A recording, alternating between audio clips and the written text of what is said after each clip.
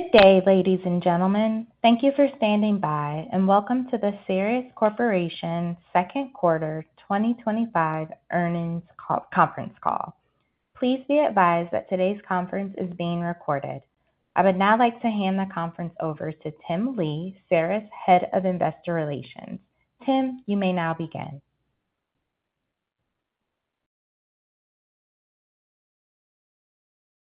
Thank you and good afternoon.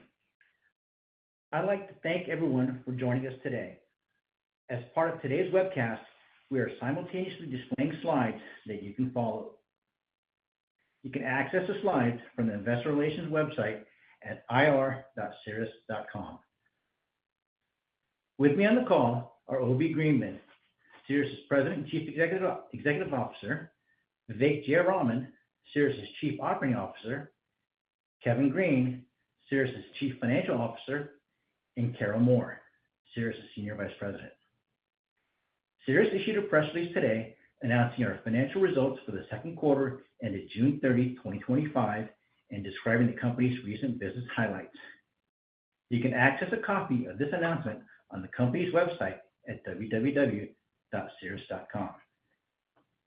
I'd like to remind you that some of the statements we will make on this call relate to future events and performance rather than historical facts and are forward-looking statements.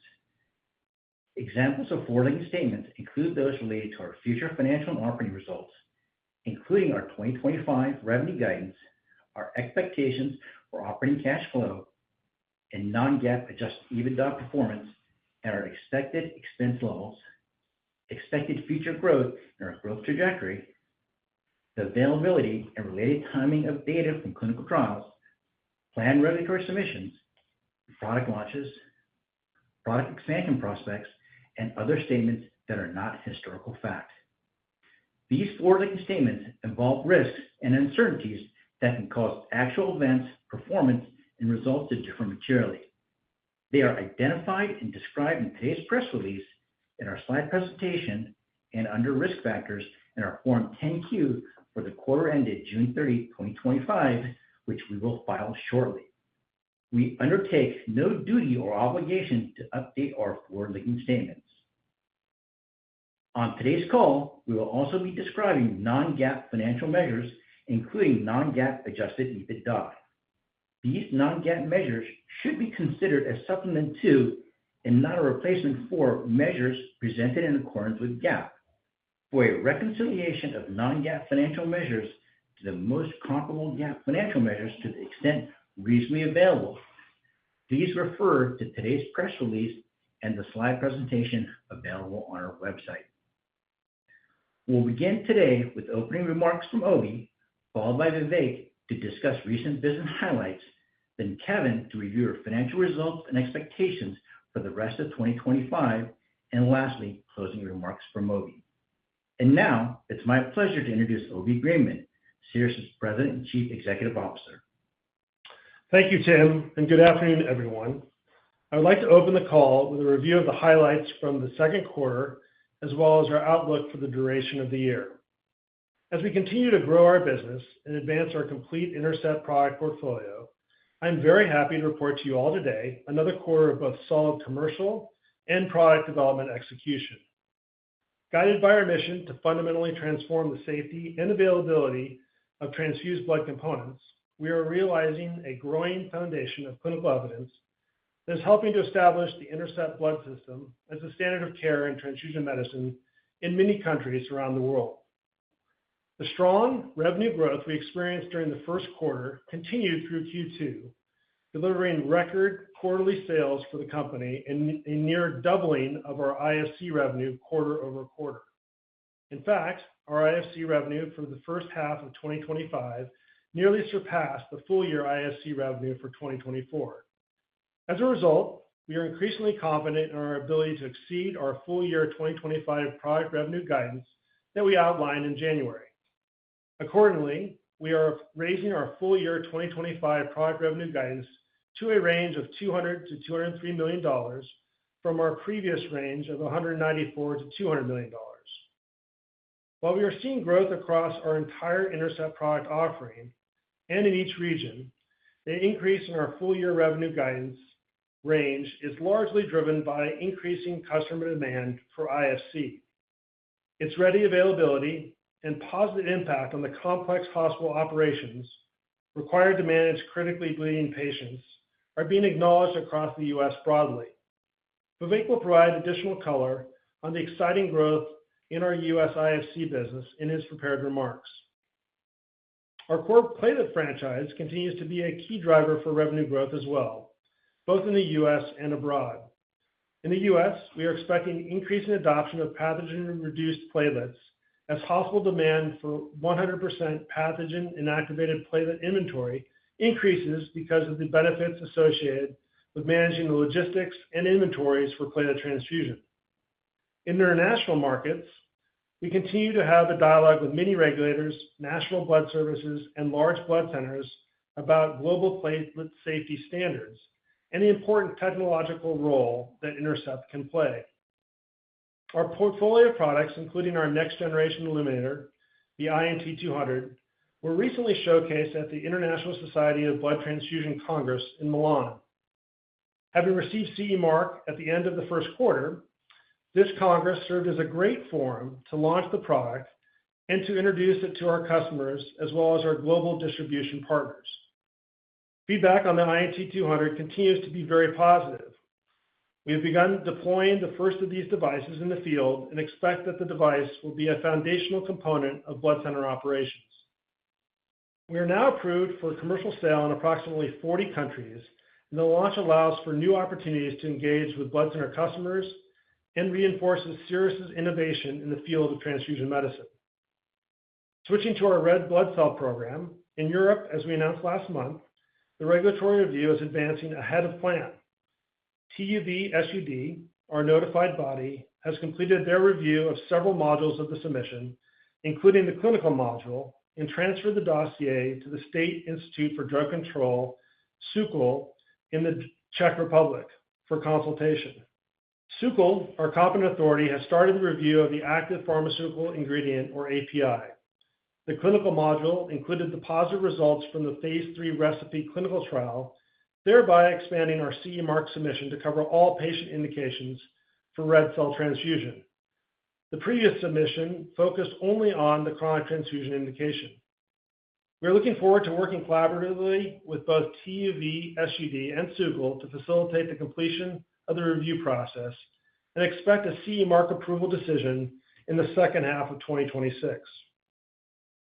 We also recently just announced a significant award of $7.2 million from the U.S. Defense Department for the funding of a 4-center study called CRYO-FIRST that will evaluate the utility of early IFC in the treatment of major bleeding events in trauma patients. This study is meant to be a pilot clinical study for the future clinical development of a lyophilized version of IFC for potential use in austere environments and in pre-hospital and regional hospital trauma care. We believe that the data from CRYO-FIRST will have potential future utility in defining the clinical benefits associated with early access to fibrinogen. Last but not least, switching to our financials, we continue to execute against our stated goals and remain steadfast in our goal to once again achieve positive non-GAAP adjusted EBITDA. Kevin will provide additional details on this and our full financial results in his prepared remarks. With that, I would now like to turn the call over to Vivek to discuss our second quarter commercial results, along with color on our outlook for 2025. Thank you, Obi, and good afternoon, everyone. As Obi mentioned, we delivered another strong quarter of commercial execution in Q2. Our record product revenue underscores the progress we are making across multiple geographies and throughout our INTERCEPT product portfolio. Product revenue growth of 16% for the second quarter was driven primarily by increasing customer demand for INTERCEPT Fibrinogen Complex, as well as continued platelet sales growth in both the U.S. and EMEA regions. IFC demand continues to increase, reinforcing the growing adoption of this novel product as hospitals and clinicians gain confidence in its clinical and operational benefits. Regionally, we saw solid momentum across EMEA, where deeper platelet penetration, incremental plasma contribution, and the launch of the INT200 Illuminator all contributed meaningfully to solid first half results. Canadian Blood Services has now fully transitioned to 100% routine use of Intercept platelets, and we continue to expand our footprint in the Middle East, with Saudi Arabia, Kuwait, and the UAE leading platelet growth so far this year. On the plasma side, Red Cross Flanders and Madrid selected Intercept to replace a competing pathogen reduction technology, further validating the strength of our franchise. The INT200 Illuminator continues to resonate with customers and regulators alike. In addition to its CE mark approval, the device is now approved in France by the ANSM and in Switzerland by Swissmedic. We successfully launched INT200 during the quarter and have been receiving highly encouraging feedback from customers who value its operational efficiency and user-friendly design. In Germany, the Paul-Ehrlich Institute, the national agency regulating blood components, is considering new requirements to further minimize the risk of transfusion-transmitted bacterial infections. These measures may include mandatory implementation of either pathogen reduction and/or bacterial testing for all platelet units, similar to the FDA's bacterial safety standards in the U.S. While this process is still ongoing, we believe that such a regulatory shift could create a positive environment for broader Intercept platelet adoption in Germany over time.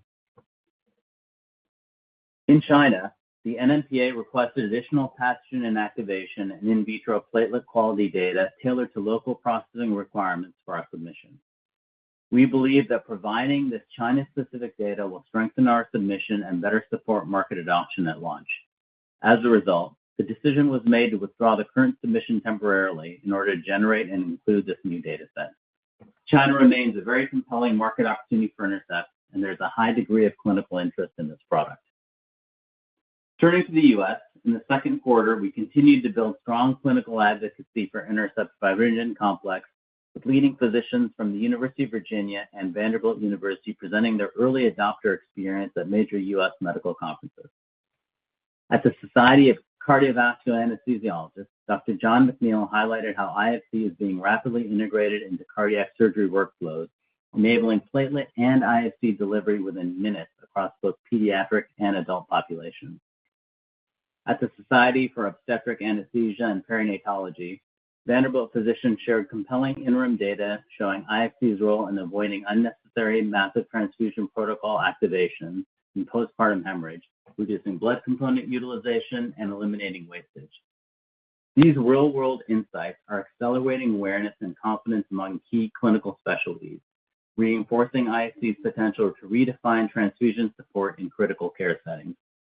For those of you interested in learning more about these presentations, a recording of Dr. McNeil's presentation is available under the resources section of the website at www.intercept-usa.com. Beyond the U.S., we maintained a strong international presence, engaging transfusion leaders at national seminars in Switzerland, Austria, Canada, and Spain, and also at the ISBT Regional Congress in Milan. As Obi previously mentioned, at the ISBT Congress, we had an opportunity to introduce the market to our new INT200 Illuminator and showcase extensive scientific data on Intercept platelets, IFC, and red cell programs, underscoring our commitment to advancing blood safety and operational efficiency. These targeted educational initiatives are designed to strengthen our brand, expand our reach within transfusion medicine communities, and support growing demand for Intercept-treated blood components. Looking ahead to our future growth prospects, we believe IFC will remain a key driver for Cerus for years to come. We also believe our platelet franchise has significant runway with continued adoption in the U.S., deeper penetration in existing international markets, and opportunities to open up new international geographies. Taken together, this quarter's results and the operational milestones we've achieved give us confidence that the growth trajectory we are on is sustainable. While we remain mindful of macroeconomic and geopolitical factors, the durability of our value proposition and the breadth of our pipeline position us well to continue delivering meaningful innovation and expanding access to safer blood products worldwide. With that, I'll now turn it over to Kevin to walk through our financial results and outlook in more detail. Thanks, Vivek. Hello, everyone. Thank you all for joining us. On today's call, I'll be discussing our financial results for the second quarter of 2025, our increased full-year product revenue guidance, and providing some thoughts on our key metrics as we close out the first half and move into the back half of the year. With the exception of revenue, I'll be limiting my commentary on historical results to Q2 rather than year-to-date results. I'll start off with product revenue. For the second quarter of 2025, we reported product revenue of $52.4 million, translating to a 16% year-over-year increase. For the full first half, product revenue increased 15% to $95.7 million compared to the first half of 2024. IFC sales in the U.S., as well as global platelet sales, were the principal drivers of product revenue growth this quarter. Breaking down product revenues by geography, we see that second quarter North American product revenues increased 17% compared to the same period from the prior year. Second quarter EMEA product revenues increased 21% compared to the same period last year, due in part to the strength in Middle Eastern platelet sales and expansion of our plasma business from historical platelet accounts. On a non-GAAP basis, excluding the impact of foreign currency exchange rates, EMEA product revenue increased 15%. As we look ahead, we expect that the launch of our LED illuminator in Europe, which kicked off at the end of the first quarter, will add to EMEA's growth. IFC product revenue for the second quarter was $5.6 million, compared to $2 million during the prior year period. We did recognize approximately $800,000 of previously deferred IFC revenue during Q2.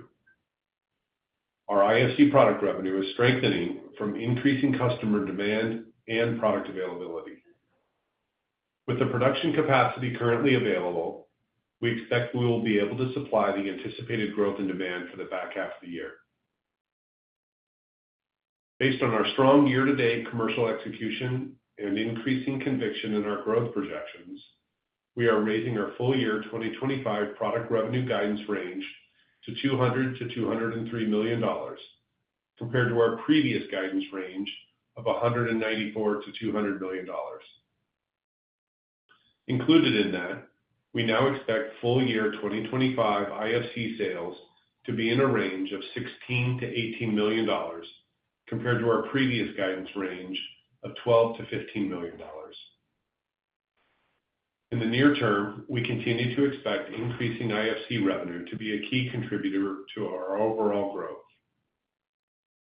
Beyond product revenue and not included in our guidance, government contract revenue for the second quarter of 2025 was $7.7 million, compared to $5.4 million for the prior year period. Enrollment in our REDIS trial, as well as the commencement of new activities covered under our BARDA contracts, drove the increase in government contract revenue. While we continue to be actively engaged with our government sponsors, we are seeing some impact from the ongoing changes in Washington, including back office administrative delays and the timing of award modifications. Turning now to our product gross profit and gross margins. Our second quarter product gross profit was $29 million, compared to $24.7 million during the prior year period, an increase of 17% year-over-year. Product gross margins for the second quarter were 55.2%, comparable to the 54.7% realized during the second quarter of the prior year.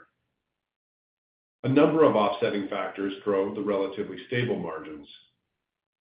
Economies of scale with increased volumes, FX rates, and higher ASPs provided a tailwind, while inflation and product mix tempered those factors. As we look ahead to the balance of the year, we expect product gross margins will generally remain in the mid-50s, but face some potential modest headwinds, such as foreign exchange rates. Other factors that could drive quarterly variability include, but are not limited to, product mix, production costs of IFC to meet increasing demand, economies of scale and production volumes, and the timing of COGS reduction initiatives coming online. Moving down the income statement, operating expenses for the second quarter totaled $40.1 million, compared to $33.9 million for Q2 2024.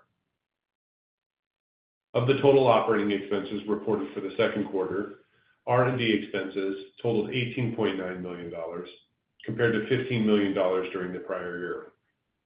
The year-over-year increase in R&D expenses was primarily related to higher development costs of the INT200, higher government contract costs, which in turn drove the increased government contract revenue, and higher employee compensation costs driven by the cost of living adjustments, which became effective earlier in the year.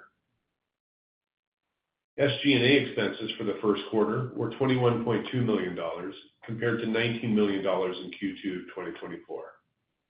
The year-over-year increase in SG&A expenses reflect the cost of living adjustments for our employees, as anticipated and noted during our Q1 call.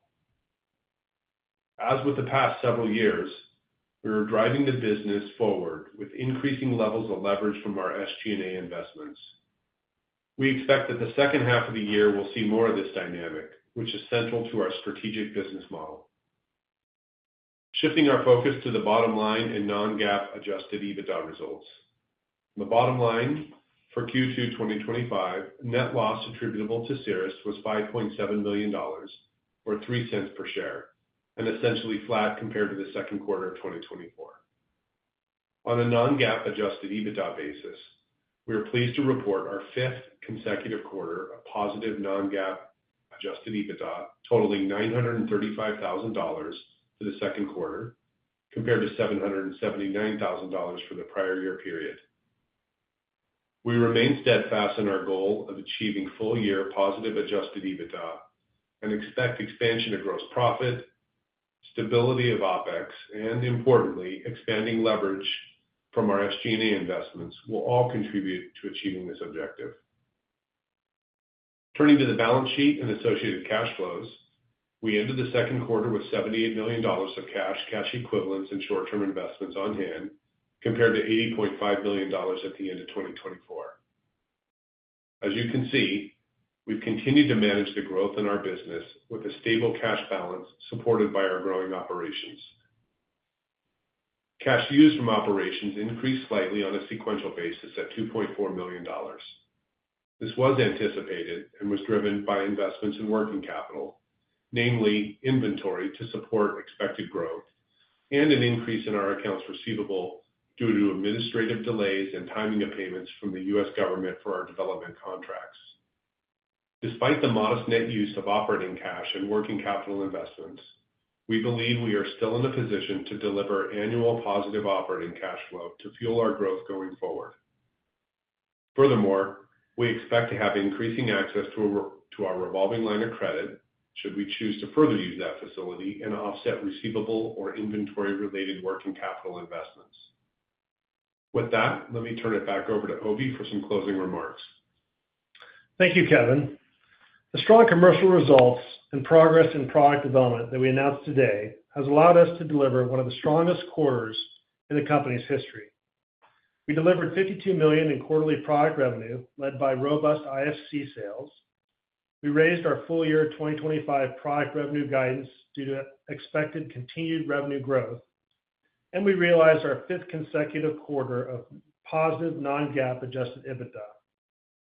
I'd like to express my deep gratitude to the Cerus team and our blood center partners around the globe for their steadfast commitment to improving blood safety and availability for patients and enabling the INTERCEPT blood system to become the standard of care in many countries. With more than 20 million INTERCEPT-treated components transfused into patients now, the scale of our impact daily on the field of transfusion medicine is really remarkable and expected to increase meaningfully by the end of the decade. The recent launch of our INT200 LED illuminator facilitated an unconstrained platform placement, the continued progress of our IFC business, and the anticipated regulatory approval of our INTERCEPT red blood cell program in Europe are expected to deepen our relationships with our existing and future customers. With that, let me turn it over to the operator for questions. Thank you. At this time, we will conduct the question and answer session. As a reminder, to ask a question, you will need to press star 11 on your telephone and wait for your name to be announced. To withdraw your question, please press star 11 again. Please stand by while we compile the Q&A roster.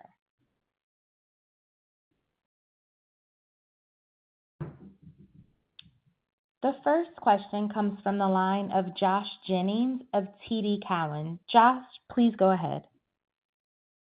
Hi, this is Eric on for Josh. Thank you guys for taking the question. Maybe to start on revenue guidance for the year, that was a great update with the raise. I was just wondering if you could touch on the expected cadence of revenue through the remainder of the year. Maybe should we perhaps look at 2024 as a precedent? Just curious there. Yeah, thanks a lot, Eric. Kevin, you want to handle that? Sure. Thanks, Eric. We expect, obviously, as implied by our revenue guidance, continued growth in the back half of the year relative to the first half.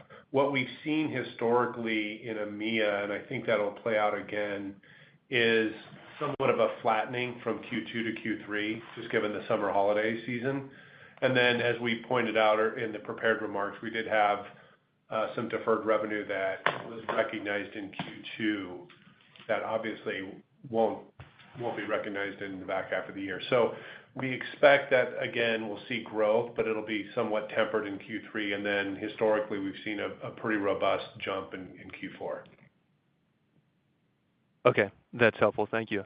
And then maybe looking at the EU red blood cell opportunity, with the expanded CE mark submission that you have now to cover all patient indications for red blood cell transfusion, is there a way to possibly quantify how that changes the way you're viewing the TAM that you could be addressing relative to that initial submission for chronic transfusion patients? Yeah, thanks a lot, Eric. I'll take that. And I think basically what we saw when we were going for the initial indication for just chronic transfusion recipients was that there would be a period of time in which we'd have sort of a mandatory HV requirement.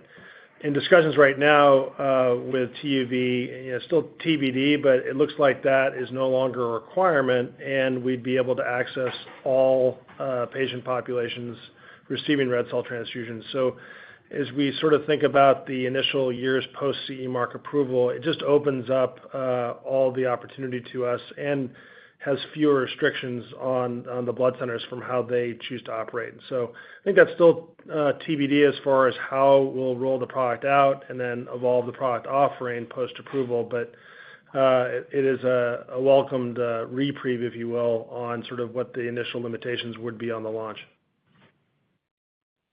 Excellent. Thanks so much. One moment. Yeah, thanks a lot, Eric. Apologies. One moment for your next question. The next question comes from the line of Ross Osborn of Cantor Fitzgerald. Ross, please go ahead. Hey guys, this is Matt Park on for Ross today. Thanks for taking the questions. I guess starting with the IFC guide, given the strong ramp in the first half and the increased guidance, can you walk us through the key drivers in hitting the revised guide? If I'm not mistaken, the updated range implies a slight deceleration half over half at the midpoint. We're trying to better understand the puts and takes as we think about quarterly cadence. Yeah, thanks for the question, Matt. Vivek, do you want to handle this? Sure, I'd be happy to. Thanks for the question. As Kevin indicated earlier on the call, we had some catch-up in the first half of the year associated with burning through some of the backlog and back orders we had that really started in the end of 2024. We're fully through that backlog at this point, and then we also had some Q1 revenue that from an accounting standpoint was recognized in the second quarter. That being said, the underlying growth we saw in Q2 and the increase in both supply of product and demand, both with existing hospitals wanting to increase their penetration of IFC as well as new hospitals onboarding, it's quite a strong pipeline. And so that's what led us to raising the guidance for the full year and our belief and confidence that we'll continue to see both an inflow of new hospital customers in Q3 and Q4, as well as increasing depth with existing customers. Probably the biggest driver of that being now that we have a much more comfortable supply position entering the back half of the year. Got it. Super helpful. And then I guess one more from me on OpEx.